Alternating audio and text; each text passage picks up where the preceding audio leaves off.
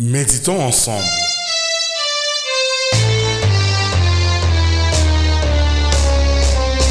Bonjour et bienvenue dans Méditons ensemble.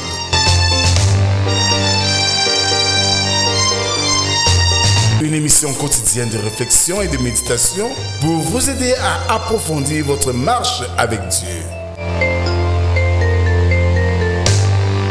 Je suis votre hôte, le révérend Rodrigue de Cage, et je suis ravi de partager avec vous ces moments de méditation et de réflexion. Chaque jour de lundi à vendredi, nous allons explorer les Saintes Écritures selon le calendrier qui nous est proposé. Je vous invite à vous joindre à nous dans cette aventure spirituelle. Prenez quelques instants chaque jour pour vous connecter avec Dieu et vous laisser transformer par sa parole. Que Dieu vous bénisse et vous guide sur votre chemin. Bien-aimés dans le Seigneur, bonjour. Nous sommes aujourd'hui le mercredi 30 juillet 2025. Bonjour Brel. Bonjour papa. Alors, que nous dit Charles Spurgeon? Charles Spurgeon disait: Dieu ne promet pas d'effacer la tempête, mais de nous garder en paix au milieu d'elle. En d'autres termes, les problèmes ne finiront jamais, mais avec Dieu, nous pourrons vivre avec les problèmes auprès de nous sans toutefois souffrir. Retournons-nous vers notre frère Patrick Sainté pour un moment d'adoration. Jésus mon sauveur me garde.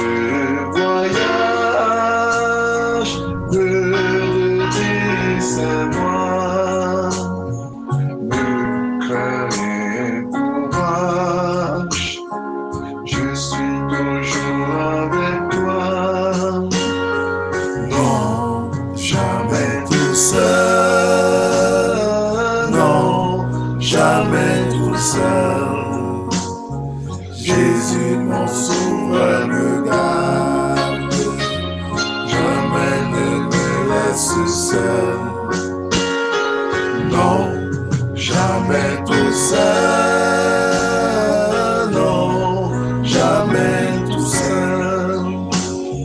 Jésus mon sauveur me garde, je ne suis jamais tout seul.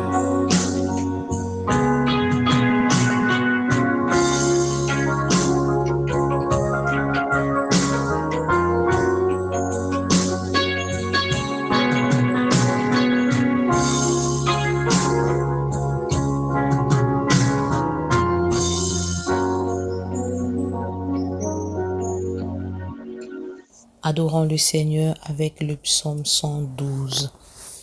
Louez l'Éternel. Heureux l'homme qui craint l'Éternel, qui trouve un grand plaisir à ses commandements. Sa postérité sera puissante sur la terre, la génération des hommes droits sera bénie. Il a dans sa maison bien-être et richesse, et sa justice subsiste à jamais. La lumière se lève dans les ténèbres pour les hommes droits, pour celui qui est miséricordieux, compatissant et juste. Heureux l'homme qui exerce la miséricorde et qui prête, qui règle ses actions d'après la justice. Amen. Prions le Seigneur. Au moment où nous voulons écouter ta parole, Seigneur, bénis-nous de compréhension et ne nous laisse pas partir sans révélation. Amen. Ce matin, nous allons méditer dans Philippiens chapitre 4, du verset 1 au verset 9. Là, il est écrit: C'est pourquoi, mes bien-aimés et très chers frères, vous qui êtes ma joie et ma couronne, demeurez ainsi fermes dans le Seigneur, mes bien-aimés. J'exhorte et vous dis et j'exhorte Saint-Tiche à être dans le même sentiment dans le Seigneur. Et toi aussi, fidèle collègue, oui, je te prie de les aider elles qui ont combattu pour l'évangile avec moi et qui, avec Clément et mes autres compagnons d'œuvre, dont les noms sont dans les livres de vie. Réjouissez-vous toujours dans le Seigneur. Je le répète, réjouissez-vous. Que votre douceur soit connue de tous les hommes. Le Seigneur est proche. Ne vous inquiétez de rien, mais en toute chose faites connaître vos besoins à Dieu par des prières et des supplications avec des actions de grâce. Et la paix de Dieu, qui surpasse toute intelligence, gardera votre cœur et vos pensées en Jésus-Christ. Au reste, frères, que tout ce qui est vrai, tout ce qui est honorable, tout ce qui est juste, tout ce qui est pur, tout ce qui est aimable, tout ce qui mérite l'approbation, ce qui est vertueux et digne de louange, soit l'objet de vos pensées. Ce que vous avez appris, reçu et entendu de moi, et ce que vous avez vu en moi, pratiquez-le. Et le Dieu de paix sera avec vous. Amen. Alors, bien-aimés, après quelques recommandations données par Paul, il plante le décor d'un commandement tellement important qui répète « Réjouissez-vous dans le Seigneur ». Notre responsabilité de lui obéir est indépendante des circonstances. En effet, aussi misérable que puisse être sa situation, le chrétien possède toujours les raisons les plus valables de se réjouir en Christ Jésus. Le pardon de ses péchés et la perspective d'une vie de résurrection dans les nouveaux cieux et sur la nouvelle terre, sans parler des consolations du Saint-Esprit dès maintenant et bien d'autres privilèges encore. Sur le plan pratique, Paul sait que le chrétien qui se réjouit vraiment dans le Seigneur ne peut être un tricheur, un pleurnicheur, un voleur, un paresseux, un être médisant, amer et rempli de haine. Soyez connus de votre bonté. Cette haute recommandation contient presque une contradiction dans les termes. Dans notre culture, tout nous incite à être connus pour notre agressivité, pour notre force naturelle ou notre supériorité. La personne douce ne cherche généralement pas à être connue. L'apôtre veut que nous nous concentrions sur la douceur pour que finalement ce soit elle qui nous fasse connaître. La raison sur laquelle Paul fonde son commandement est « Le Seigneur est proche ». Dans ce contexte, Paul ne veut probablement pas dire que le Seigneur revient bientôt, mais qu'il n'est jamais loin de son peuple. Il est près de nous, nous observe, veille sur nous en tout temps.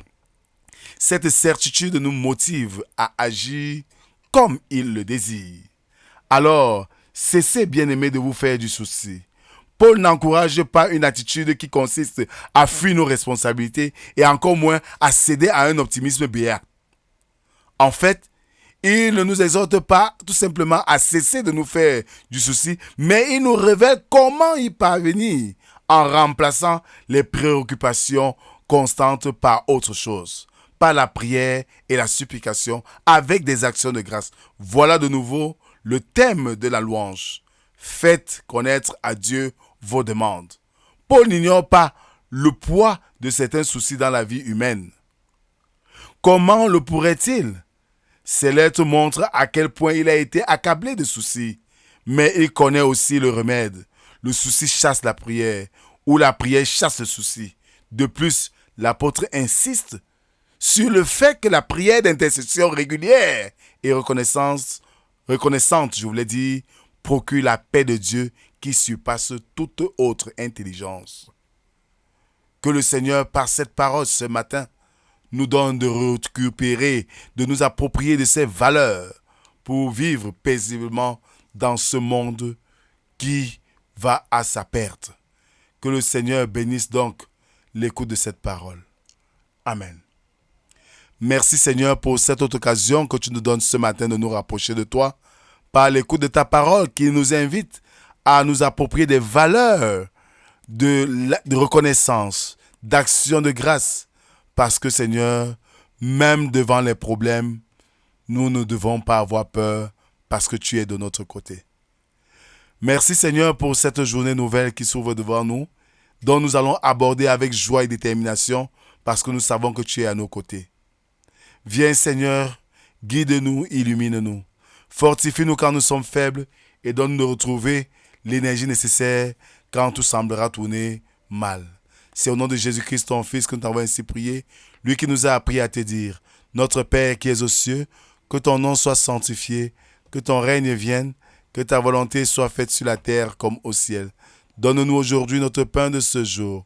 Pardonne nos offenses, comme nous pardonnons aussi à ceux qui nous ont offensés. Ne nous soumets pas en tentation, mais délivre-nous du mal, car c'est à toi qu'appartiennent le règne, la puissance et la gloire pour les siècles des siècles. Amen.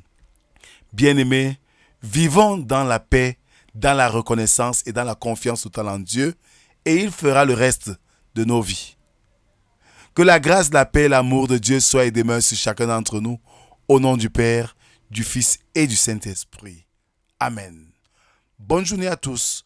Bonne journée, Brel. Shalom, pasteur. Shalom, chers auditeurs, et bonne journée à nous tous. Merci. Redis-moi, me créer courage. Je suis toujours avec toi. Non, jamais tout seul. Non, jamais tout seul. Jésus mon sauveur me garde, jamais ne me laisse seul. Non, jamais tout seul. Non, jamais tout seul. Jésus mon sauveur me garde, je ne suis jamais tout seul.